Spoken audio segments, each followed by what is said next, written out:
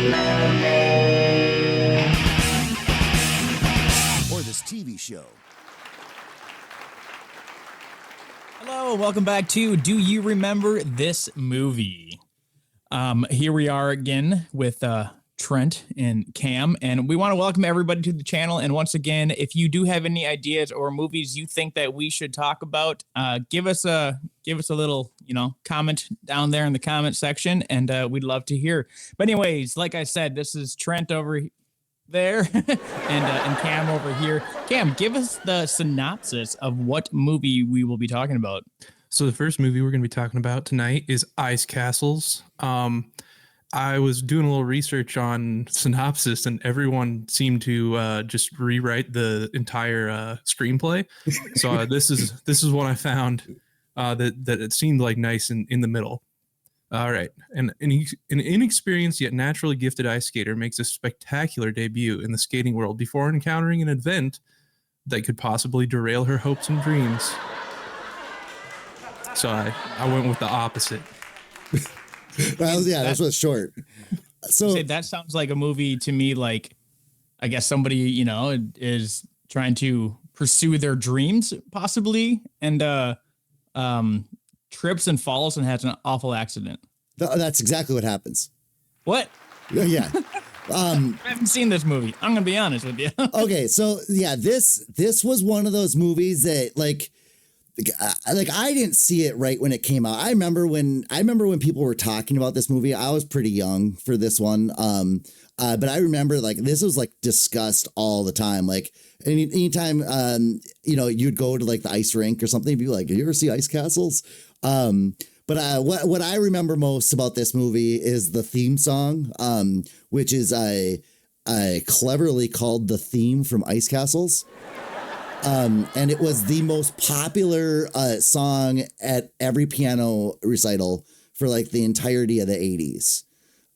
So you couldn't escape knowing the theme song. But some people consider this to be one of the saddest movies ever made, right? So I guess my synopsis is it's about it's kind of two parallel stories. It's about this girl who's just supernaturally gifted as an ice skater, and then her boyfriend is going to be a pro hockey player, and so they're both chasing their dreams, kind of with no help from anybody else other than themselves, and she battles with her dad to be able to do all of this, and then.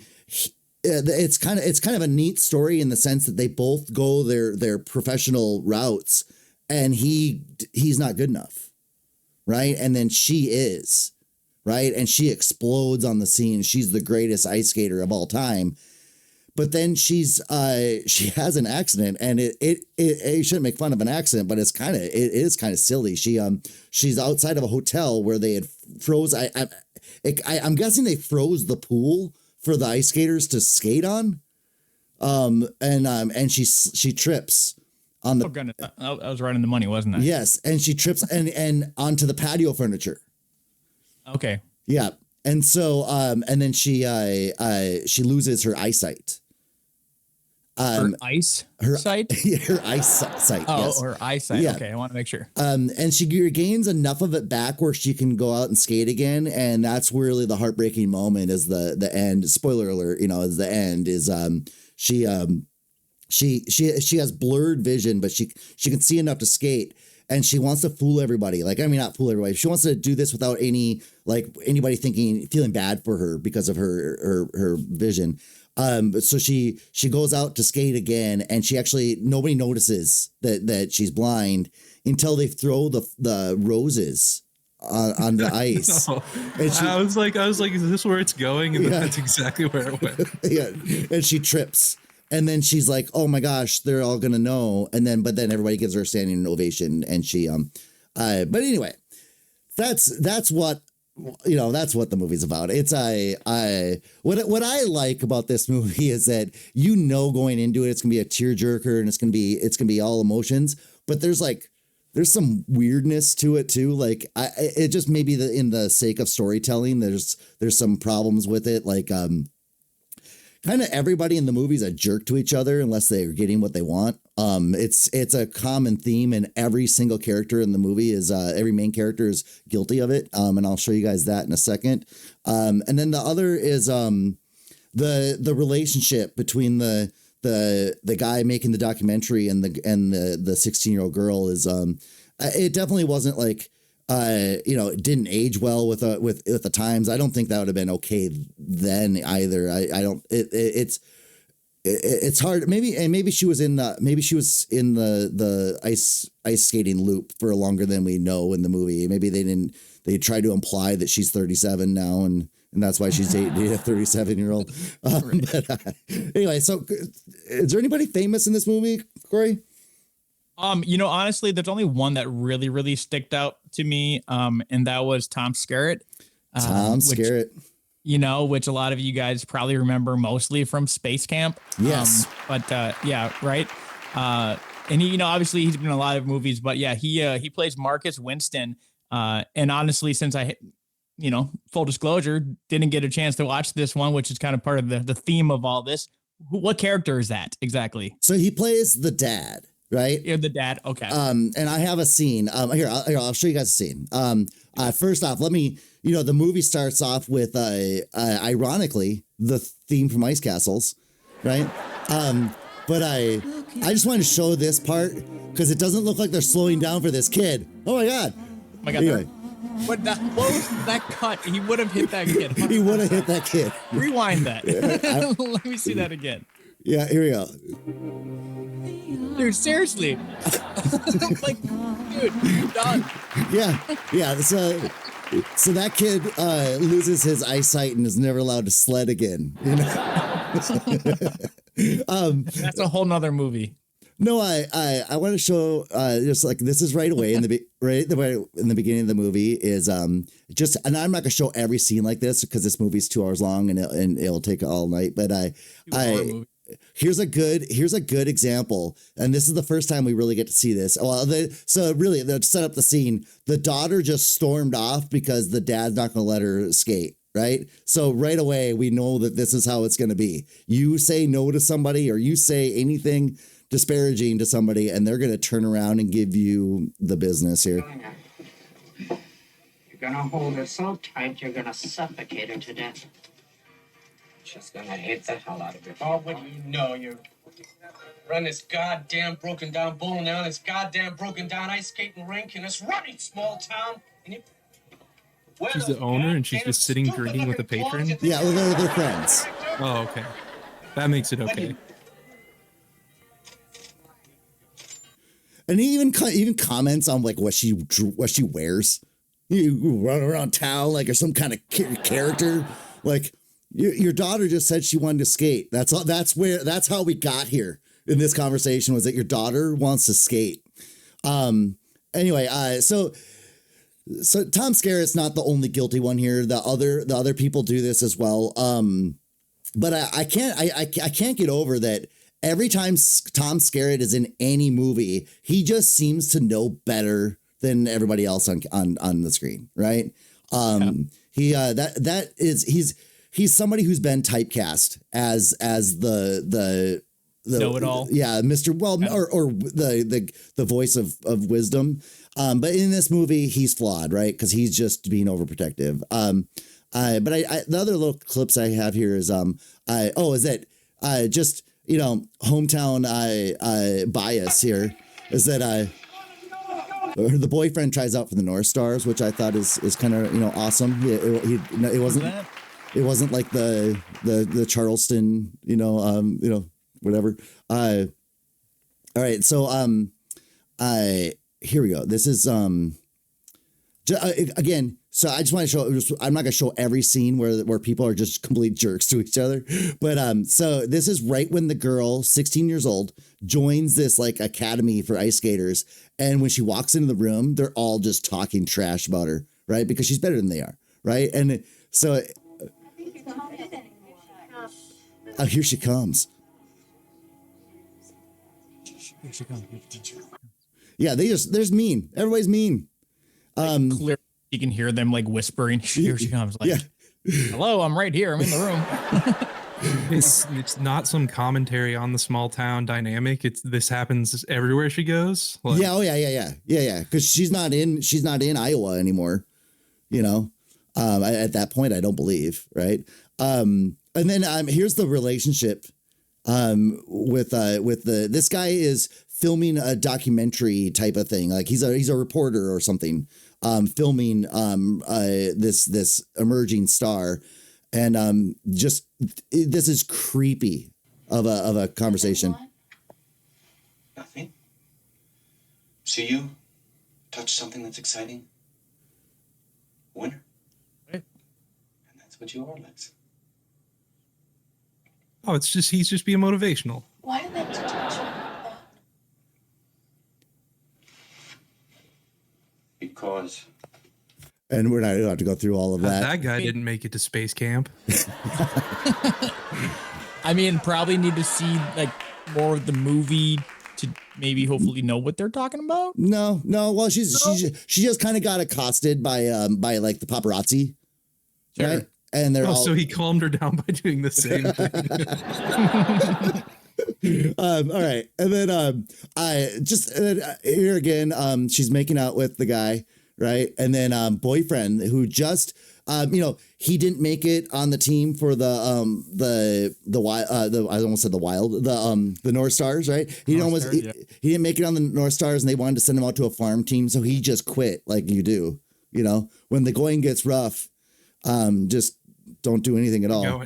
Yeah, Just quit. And so he calls her to tell her this, and she's all talking about how great her ice skating is, and then he just dumps her. But then he shows up in this scene to watch her, and he's excited for her for a second, but he sees her making out with dude. Anyway,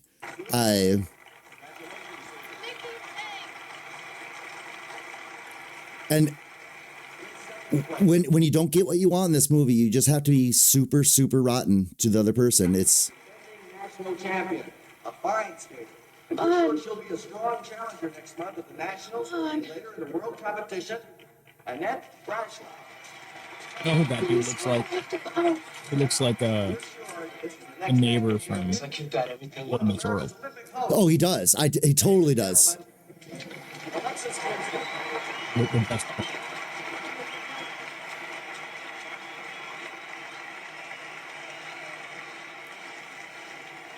You can see why people had so much to say about this movie.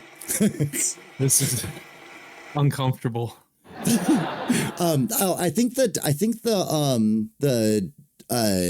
coach woman, I think she was in another ice skating movie as well. I if I'm not mistaken, I think she was also in Slapshot. Ooh, Yeah, that's a good one. yeah. I think that's in her contract. Is there skating? I'm in. Yeah. Here's a script we'd like you to read. Is there skating? No skating. I'm out. But we'll pay you millions of dollars. Nope, not doing it. Anyway, so Ice Castles was really like the brave movie to take the movie theater and bring it to the ice, right? So I just wanted to cover it as just it's an important movie in ice skating cinema, right? It's the one that started it all. But what really makes me think about ice skating movies. Cam, if you want to talk about our next movie, introduce our next movie. The next movie definitely took some inspiration from this one. Quite a ways down the road, though. It's called The Cutting Edge. And I actually wrote my own synopsis because I'd actually seen this one. Okay. So now I'll get roasted for how long I made my synopsis here. Okay, so Doug Dorsey is a womanizing hockey player for the U.S. team in the 1988 Winter Olympics. After a vicious 10 seconds of playtime against West Germany, he bonked his noggin and was forced to retire. Kate Mosley, a privileged brat doing her program with an adversarial partner, fell during the same Olympic Games. Both fought hard to get to the Winter Olympics, and suddenly they got what they deserved. Kate is a temperamental but talented figure skater and has had many partners, much like Doug has had many romantic conquests. Eventually, Kate's coach recruits Doug as a potential partner. Throughout the difficult training of 15 hours of ice skating a day and terrible attempts at flirtation, they finally prepare for the nationals, win, and eventually make the Olympics. A beautiful and faithful romance blooms, and their final show could make or break them as they attempt to achieve their dreams of a gold medal. Yeah, like this is really that telltale story of yin and yang having to come and join forces and work together and and form Voltron and be the defenders of the universe. To put aside your differences. Like this movie is so much more important than just the ice skating aspect. This teaches us about love, teaches us about kind of just understanding each other, taking a step back and looking at it from a different perspective. Who's in this movie, Corey? I mean, we got a lot of people. I mean, the first one that sticks out to me is Terry O'Quinn. Terry O'Quinn. Not sure if you're familiar with him, but I mean, he's been in a lot of stuff. But I mean, personally, to me, I mean, I remember him, and maybe this is too obvious, but I mean, I remember him from the TV show Lost. That's what I remember him from. Oh, because I feel like I could have told you this before we started. What I remember him from? I don't. Space Camp. He was in Space Camp too? Yes. Not Space Camp 2, but Space Camp as Yes, well. he was. Yes, he was. No way. Yeah, if you were wondering how these movies all connected. All right. Okay, and here's the thing. Like before we get into this movie a little bit, it's quite obvious. Like if you've never, if anybody's watching this show and listen to us talk about these amazing movies, if you didn't know, this is what the Blades of Glory movie is based on, right? Everything to the final move, to the back and forth fighting, right? But here's what's crazy, and this is where the whole world, the world's much smaller than we really believe it is. So, Blades of Glory, right? Starring, top DB. Blades of Glory. Blades of Glory. Sorry. Top billing goes to Craig T. Nelson, right? Who is the coach of these misfit skaters. Okay. And then the dad in Cutting Edge, right? The young lady's dad, is played by Terry O'Quinn. Both Craig T. Nelson and Terry O'Quinn were in the movie All the Right Moves, with Tom Cruise, right? Mm-hmm. And I don't know this for a fact. I'm 100% speculating, but I'm going to guess that behind the scenes, like over in the green room by the refreshment table, that Terry O'Quinn was maybe talking too big of a game, right? And said, like, you know what? One of these days, I'm going to be in an ice skating movie where we do this extremely dangerous, illegal move and we win the gold. And Craig T. Nelson's like, no, I'm going to do that. And they both end up succeeding, but in completely different, realms and completely different decades. That's my guess. It was these movies were made out of spite and to it was kind of like trying to race the Russians into getting to space. Right. And so so it has Terry O'Quinn. Who else is in this? Oh goodness, there's a lot of people. I mean, DB Sweeney is the main actor. Moira Kelly. Yeah, Moira. I got to throw him in my Twin Peaks connection here. Yep. Played the replacement for Laura Flynn Boyle in the Twin Peaks movie Firewalk with Me. They didn't get Laura Flynn back, and so Moira's just there, and they're just like, no explanation why she looks like a completely different person. But watching this movie, I thought it was funny, like completely different character. And that's all I'd ever seen her in before. Just her acting like a comedic brat. It was just like a fun little, like one of the first scenes where she like just moons her coach. Yeah. It's just like, okay, that's what we're going with.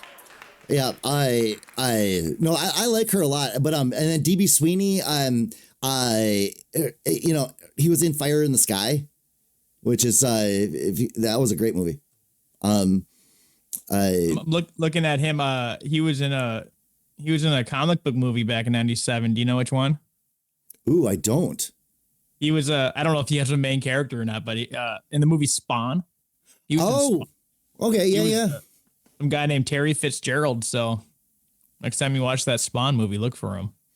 I was trying to see if he was in Space Camp as well. He wasn't. No. I'm like frantically looking through his IMDb, and I'm like, is he in Space Camp? Is he in Space Camp? No, yeah, he wasn't. No. But in Fire in the Sky, Space Camp comes to him. No, that didn't work. Okay. All right. Let's look at some clips. First. Dorsey running out of the box. They'll hit him with the breakaway. It's offside. And then Cam, you said that it was in 1988. Is that official or was that just in the synopsis? No, I'm very the first Olympics that they're at when we're getting introduced to them. I think it was the 88, and then 92 is the one they go to. Is the one they go at, which I think was also the year the movie came out. I'm not. Yeah. And then we'll bring this up later, but they move the year back in the second movie, right? Dorsey, of course, the female. So I wanted to show this scene because they gave him such a really clever nickname here. From Mayhorn, Minnesota. What a super story, bud. Here's a junior from Minnesota State. You talk about being on the fast track. There are at least 12 NHL clubs that would love to have him on their roster before the season's over. I might have missed it. They call him the Minnesota Machine. They are clever. Yeah. That town does not exist. I was gonna say that is another connection between both these movies that we discussed today. I mean, we have the Minnesota North Stars, and then he was in Minnesota. I was one step ahead of you. I'm sure you were. Check out his jacket. Yes. Jack Mosley. That's right. Sit down, That's right. please. Yeah. When I first started watching this movie, I was pretty excited that it took place in Minnesota. Or at least part of it. Mayhorn, which is Mayhorn, Minnesota. Yeah. I was born there. Trent, real quick, I'm not seeing the clip on the main. I'm sorry. Let me. Oops. Yeah, I guess I didn't even notice that. Good call. Yep. No, that's on me. That's on me. So our viewers can see the jacket here. So yeah, first was the hockey. You guys can all see you guys all can see hockey now. All right, and then those West German uniforms were cool. I was like kind of rooting for them. When you were watching the movie. Come on. First of all, so here's let's dial this back. Where he's got the North Stars Olympic gold medal in there. North Star representing. Jack Mosley, sit down, please. And that trophy case looks a lot like a lot of Minnesota sports trophy cases. Ouch, town. Oh damn. Oh, mean. All right, I'm trying to remember why I put this clip in here, but this shows the move, I believe. Yeah, the first Olympics. This is so dangerous. And the dad looks on with just pure pride. Oh my dude, every time I just think her head is going to just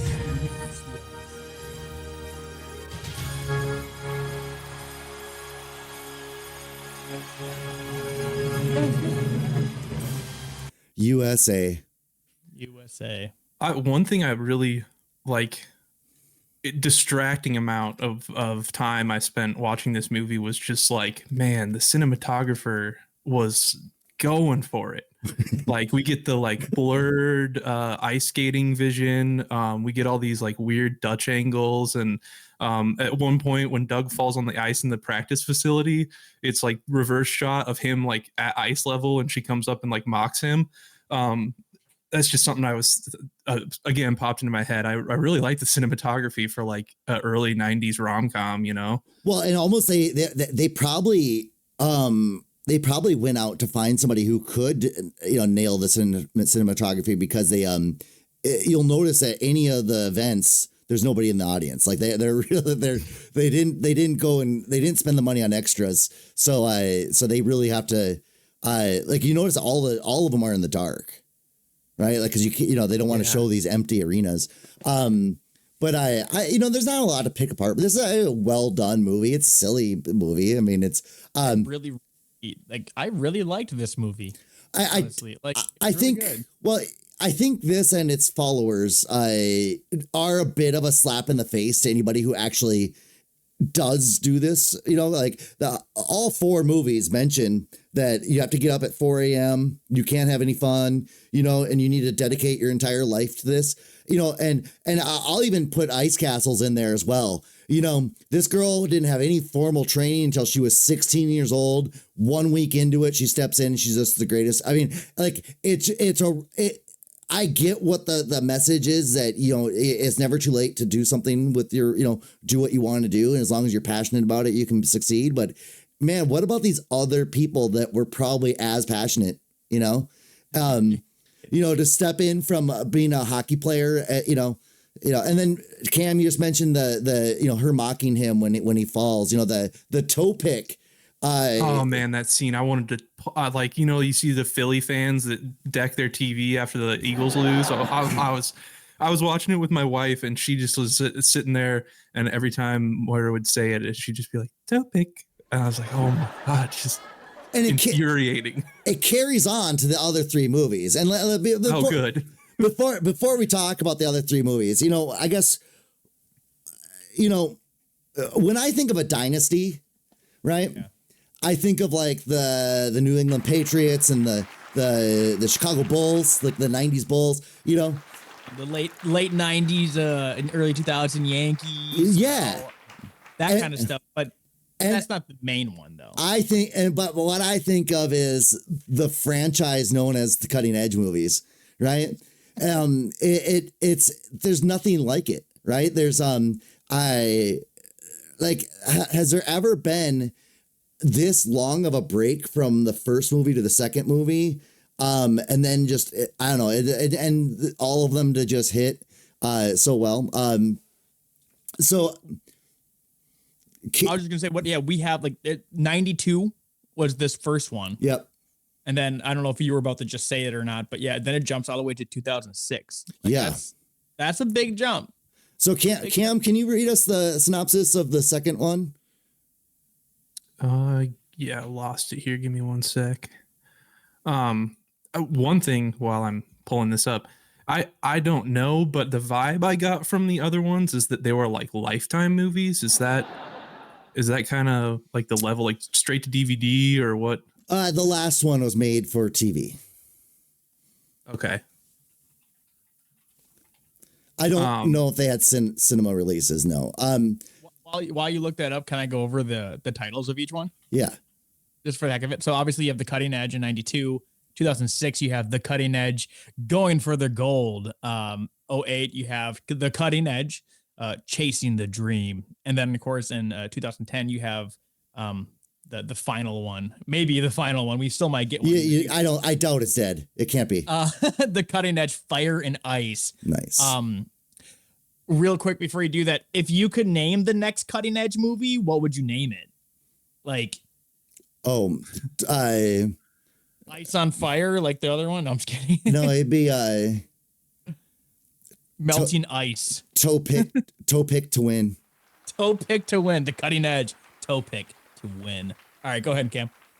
All right. So the daughter of Olympic gold medalists Doug and Kate from the original film also enters the ice skating field with the ambitions of winning her own Olympic gold. However, a serious injury derails the ambition. Never would have seen that coming. After months of training, Jackie is finally ready to skate again and has trouble keeping up with the rigorous demands of single skating. Her parents send her on vacation to Los Angeles, where she meets a surfer boy / inline skater, Alex Harrison. Sparks begin to fly between the two, but when Jackie sees how glamorous Alex's life as an inline skater really is, what? Oh, okay, my bad. After Jackie sees how glamorous Alex's life as a pro inline skater really is, after finding out that he also works as a valet at her hotel, she starts to brush him off. This makes him mad, and they end up at a beach where they were supposed to meet for a date. Wow, this is a long one. Too. Yeah, this is the whole. Yeah, this is the whole story. This is like just the whole story. All right, let's Well, just here, how about scroll to this? the bottom how here. About, how about this? I'm gonna play a clip. Okay, Sure.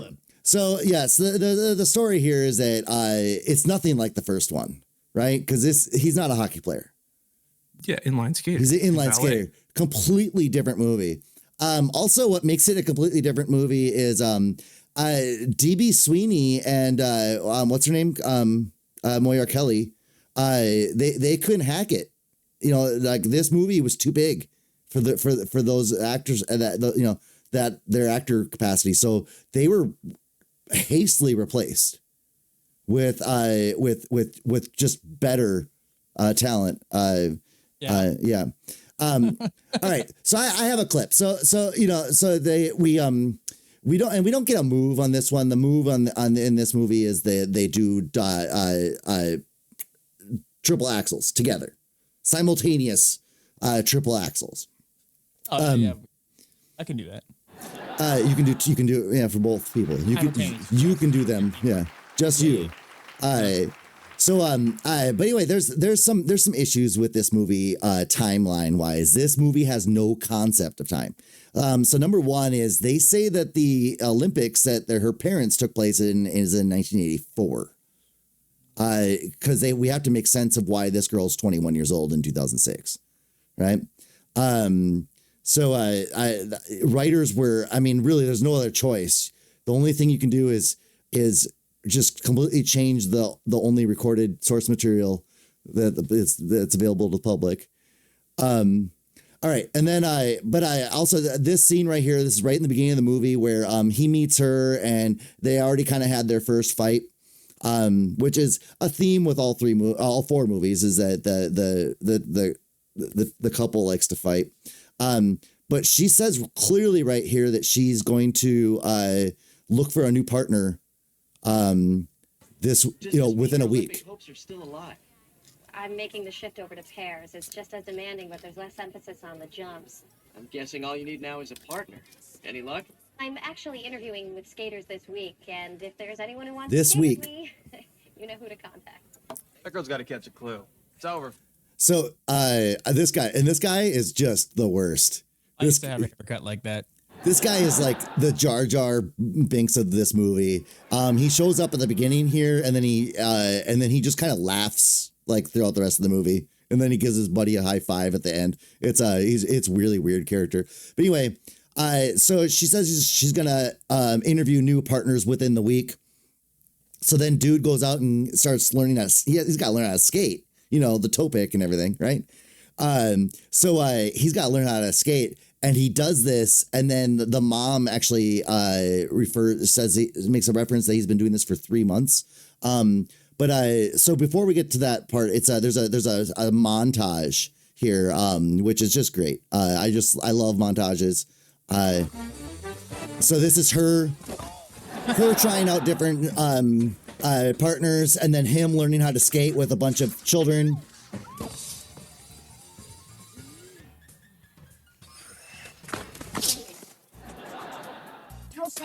Toe pick. All right. So, and this is what I wanted to show. This is why I clipped this. This song is clearly a ripoff of Sir Mix-a-Lot. It's Sir Mix-a-Lot, right? Like he was knighted. That's what I thought it was. Yeah. Okay. So Sir Mix-a-Lot. So Sir Mix-a-Lot. And his timely classic. I like big butts. This is just direct ripoff, just pure plagiarism. So I'll play a little bit more of it. Make you satisfied. We get crazy at my place. I wanna shake it in your face, my big booty. I'm so fine. Got a party all the time. I never can stop romancing. I wanna see you belly dancing on. It literally sounds like a bad like Rick and Morty bit where they're like making a cultural reference. Like, okay. So when I was listening to this, I pulled out my phone as fast as I could, and Shazammed this because I wanted to know who wrote this, who was responsible for this chaos, and you know how like if Shazam can't really hear it, it says, hang on, hang tight, we're still trying. Well, it did that all the way until this last part of this montage where our young hero actually gets the axle down, right? I want to hear you scream for more. For my booty. Right here. All the girls, they want my. So I'm still Shazamming this, right? And he does this, and these little kids scream.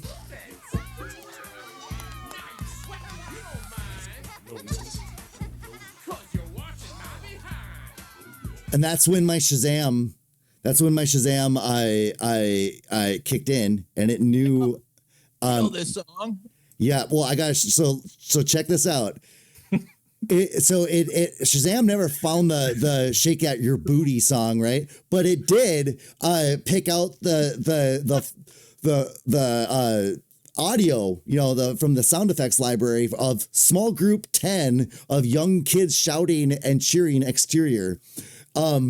And also, what's also funny about this is I don't know, it's gonna be pretty small for our viewers to see it, but the other top songs of people who Shazam this also looked up sexy female moans, groans, and whatever else it says on there. I see a little bit of a typo in here though. It says that the artist is the Hollywood Edge Sound Effects Library, but shouldn't the artist be small group of young kids, the iconic early 2000s pop band? Well, so I love that I just left Shazam on for the rest of the movie, and all of the sounds, like the crowd noise and everything, is all from a sound effects library, which isn't surprising. It kind of makes it feel like that Lifetime movie, sort of. Yeah, just open source audio clips that for you don't have to pay for. They're just in iMovie. Yeah, whatever they're needing, they Google and they write with whatever they need, followed by free use. Yeah. All right, I think I can get this. I think I have this queued up. Evelyn Jean, she's 7. Gave me a few pointers on my LUTs. She could be a real baller. He just started figure skating 3 months ago. 3 months ago? I thought she's interviewing people within the week. Anyway, that montage could have been months of time. Yeah. All 3 people. So I've got receipts. This doesn't add up, right? All right. My last couple things I wanted with this is the fake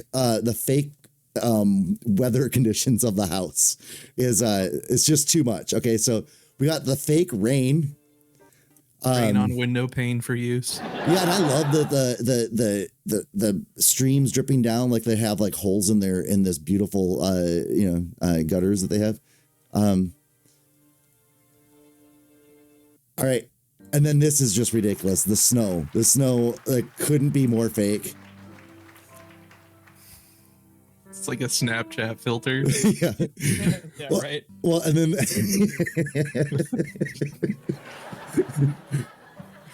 okay, and then in this scene, you can still see the greenery when you're seen from the opposite of her vantage point here. Hi. Okay. And there's the dad that should have been in the first movie. Just thinking. There, look how green that background is. Anyway, that's I think that's all I have for this movie, other than the it ends the same way the other one does, where they finally say that they love each other, and then that's what gives them the power to just really, really win this, Yeah. See the gold medal every time. Was it like the same? There was another jarring thing about the first one, is that they're like, yeah, like I love you, and then it just freeze frame. I did not expect that after that movie. Just like, is it sort of the same? Yeah. It's just like, yeah, we wrapped it up. Yeah, man, this is what you paid for. Yeah. Right. Yeah. And cut. Movie over. Go home. Yeah, and it's the second one is definitely not the best So then we get to the third one, and I guess I'll just cut into the chase of what the third one's about, because the third one is completely different than the first two, right? And not so much that it doesn't fit in with the rest, It's not like Halloween 3, right?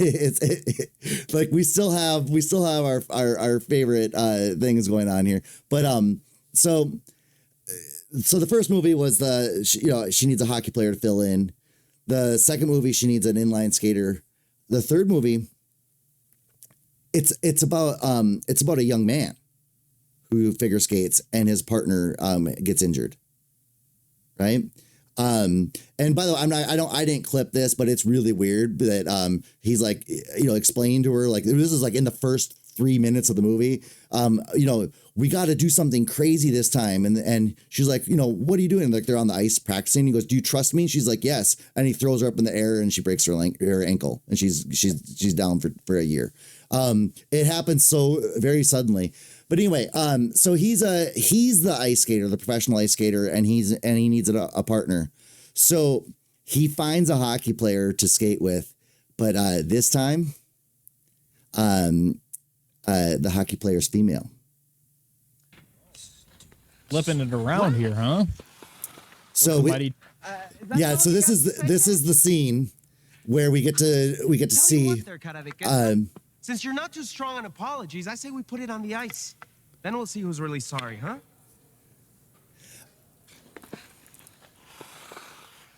Let's go. All right. Same actor from the last one or no? Nope, not at all. Completely different people, yeah. Well, no. So, their coach is the one from last. There is the girl from the last movie, but we don't get to see her boyfriend. That their love lasted until the credits rolled. Their love affair, their love to each other lasted from the start of their skating routine to where the credits rolled, and then we never talk about it again. No, what I wanted to show just with this is, this is just one of those things I don't understand. Is there only one goalie? Are they playing half ice hockey? I mean, in all seriousness, half court. They might be kind of like when you play like a half court basketball game, if you don't have enough people. But I mean, it is kind of silly that they didn't have two goalies. Yeah. I mean, how many people they got on the ice rink there? You got people on the sideline. Like, why couldn't we have a goalie on the other side? No one had the gear. Oh, you see a blue goalie there. But we keep shooting at the guy in the Avalanche jersey.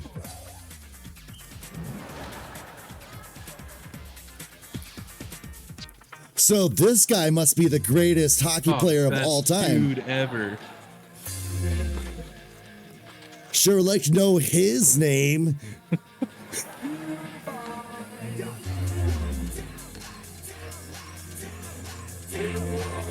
What? It's like a skateboard trick.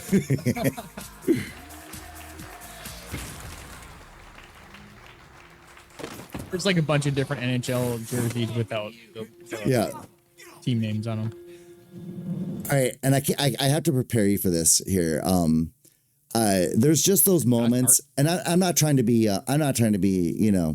like a typical guy, like a typical bro here, but like those just like those there's those certain moments in movies like that where the hair gets swept that just can't hold a candle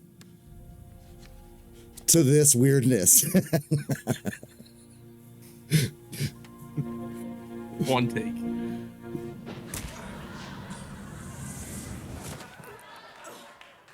Idiota.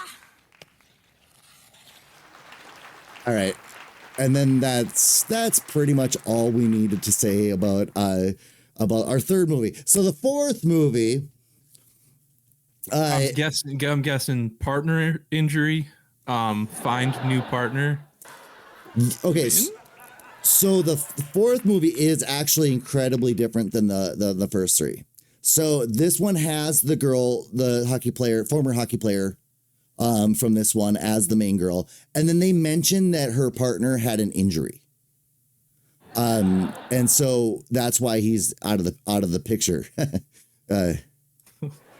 And so she needs a new partner. So she finds a new partner, and he is a speed skater. See, you didn't see that coming.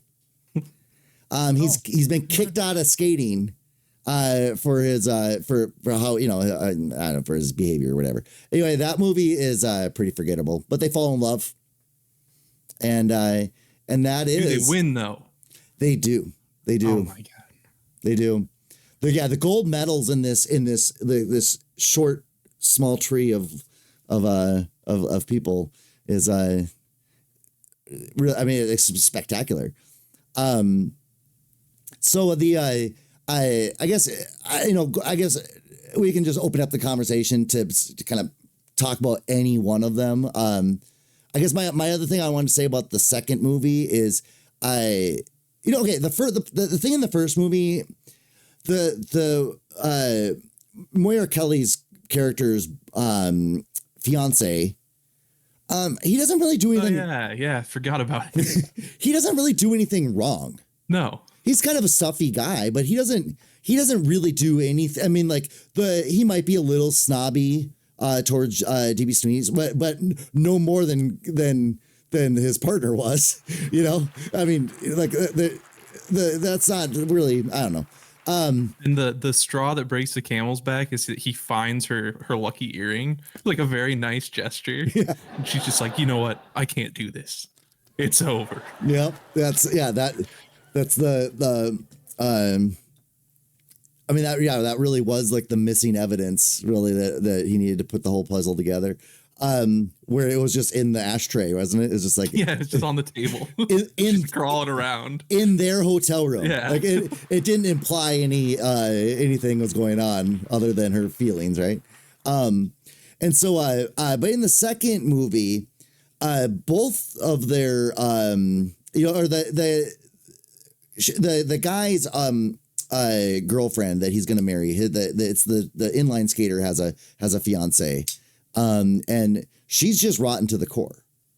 And I feel that movies set that up a lot. Like this type of movie likes to do that. Like, you know, get rid of the person that doesn't really like you. Get with the real, true person.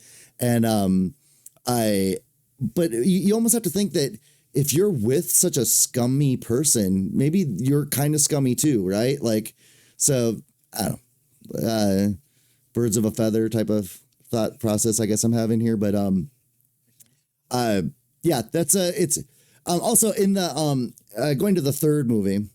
There's also a scene, I should have clipped it, but where we learned that the hockey player young lady is she really wanted to be a figure skater. But something happened. I don't really recall. But she also takes ballet. So of all the movies, the third partnership actually had the most promise. It really did. Because she actually had some sort of history with this. But there's a spot where she's practicing her ballet in front of her partner, but he's supposed to be sleeping, right? I mean, I guess they don't show that he's not sleeping, but he's sleeping and she's trying not to wake him, which I feel is the worst place to secretly practice your ballet, is in the same room as the person you're keeping it a secret from. So it's not just like, I don't want to wake him up. It's like, I don't want him to know I ballet. Yeah. And he's sleeping on the couch, and like they're in the diner that her family owns, right? So he's on the couch of the diner, which it's nice that a diner has a couch in it. But she's like just 10 feet in front of him, just, you know, doing all this rigorous routine, hoping not to wake up this guy, where she could just go in the kitchen, or maybe he could go sleep in a bed. Yeah. Yeah. Or he could go sleep someplace else. Yeah. Yeah. But no, it's a weird scene. You'll just have to, you know, take my word for it.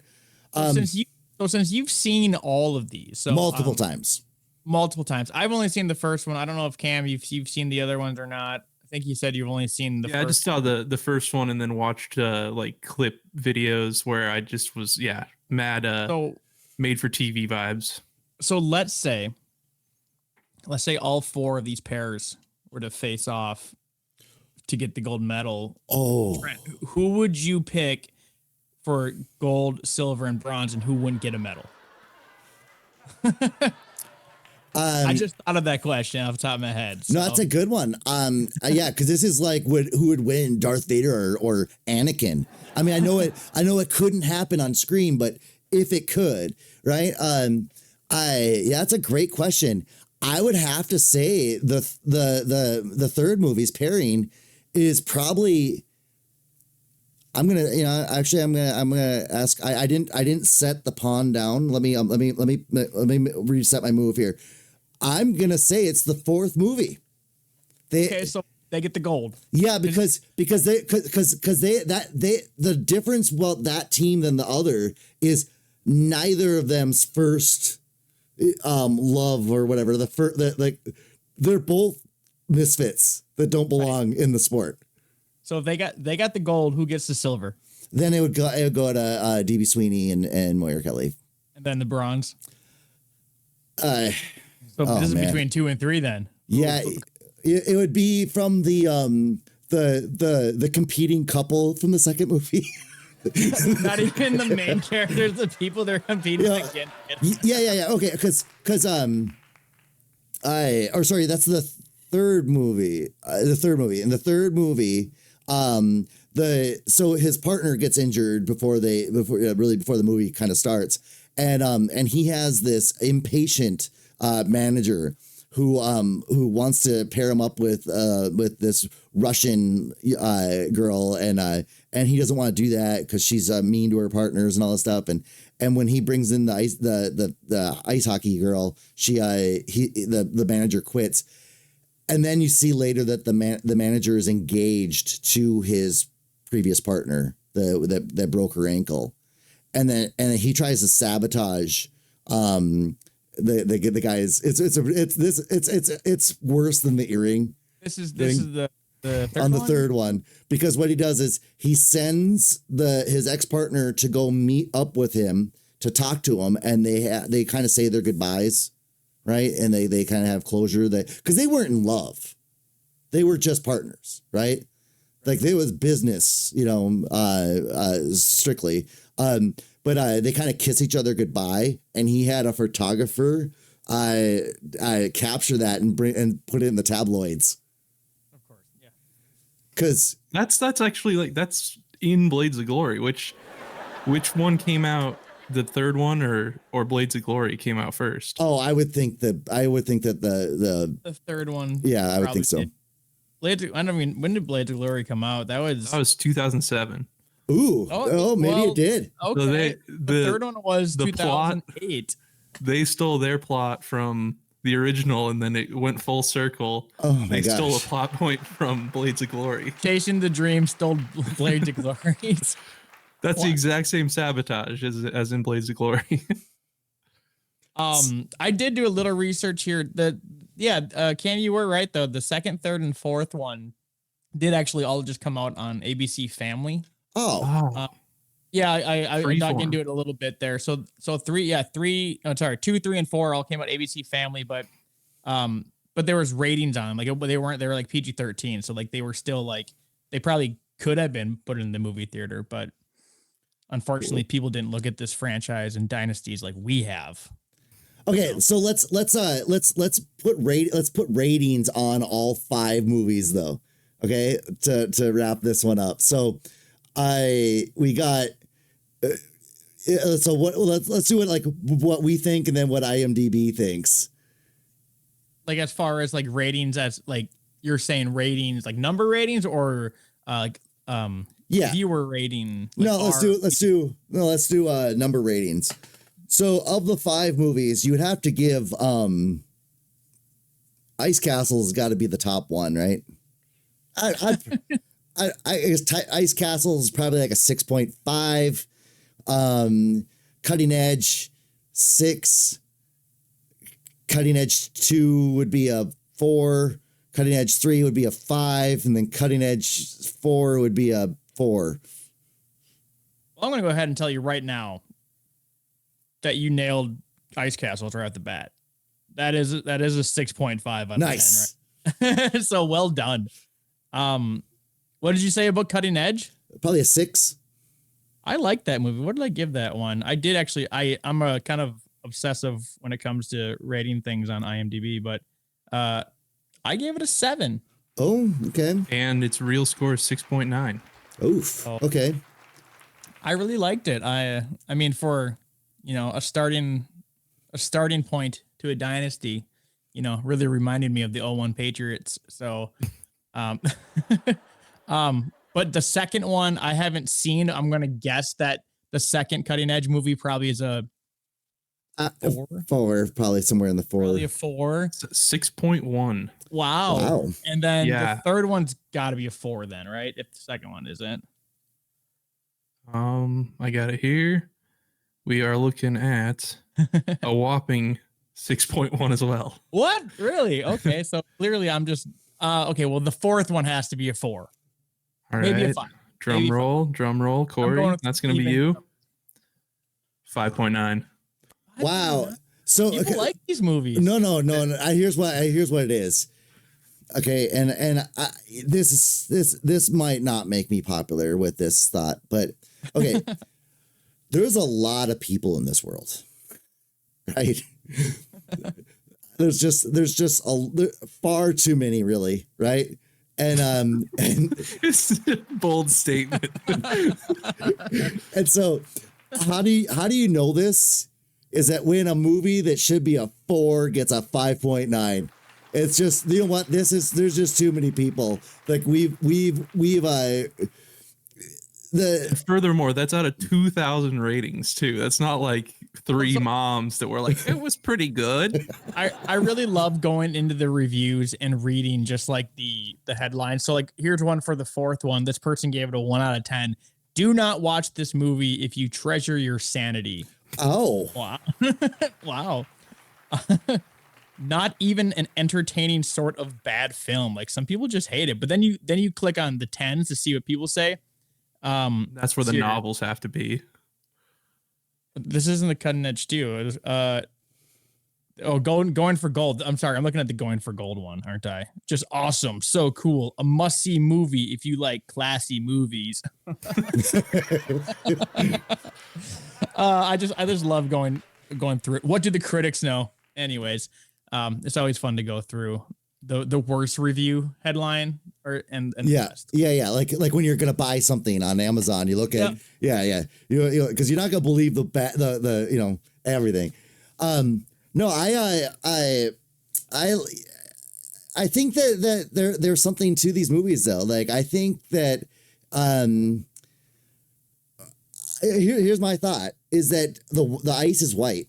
Right? Like the ice is white. And when we go to a movie theater and we think of movies, we think of dark, right? And this just brings like a brighter image to the screen. Right. And then that's what makes us feel good when we're done. And then it also makes you want to go get ice skates and then choose it makes you want to go to an ice skate store and be like, I need one with a toe pick. What's funny is I actually the weekend after we watched this film, my wife and I went to a hockey game just because like it was on our mind, and then I was like Googling where here in town we could go ice skating, and I was just like, what is happening? The propaganda worked. Yeah, it tricked you. It really did. It's this person says the third one was addictive and motivating, so that first one worked for you then. Yeah. But I will say that when the realization comes in later that she was a figure skater, like her mother says it to her, you haven't figure skated since you were 8 years old or whatever. It does ruin the toe pick scene because she puts on the skates and then he's like, oh, she trips and he goes, I forgot to tell you about the toe pick. Anyway. Was that the first one or that's the third one? Third. Yeah. Okay. They all mention the toe pick. So the fifth installment, that had to be called The Cutting Edge, the toe pick. The toe pick of destiny. The toe pick of destiny. Yes. All right. So that was our us talking about ice skating movies. If we do have any viewers that have other ice skating movies that they would like us to talk about, please comment on them and we'll get right to it. I guess I'd like to do one about hockey movies, but these were, the first Cutting Edge and Ice Castles were really the two biggest movies to ever have any references to the North Stars ever. I'm just kidding. Like there's, I think we have to give that over to the Mighty Ducks. Fair. Yeah. Mighty Ducks. What is Never that? heard of that one. Yeah. Oh, that's also a Minnesota movie. And they also go to the Olympics. They do. You That's know- the what? Second one? Or Yeah. the third one? Yeah. Second one. Second one. Yeah. Okay. Yep. We'll probably never talk about Mighty Ducks. That would get. That for another time. Well, we couldn't clip it because it would get like immediately DMCA'd. Yeah, because Disney's watching us right now. Well, that's why we can do these movies. Okay. Final thoughts. Final thoughts on the first one. And I guess, it is one little nitpick, talking about the North Stars and whatnot, but he's wearing a Blackhawks jersey for quite a bit of the movie. I don't know if you noticed that or not. He shares the love. He's got he tries to give her a Bobby Hull jersey. That's I Googled who that was and I saw Bobby Hull, but no, that's my only final thought there. I really loved the first Cutting Edge. I feel inspired and motivated to watch the other one. So I look forward to doing that. And I just want to thank everybody and anyone who decided to hang out with us tonight or today, whenever you're watching this. Yeah. All right. And that's the way the story goes. Or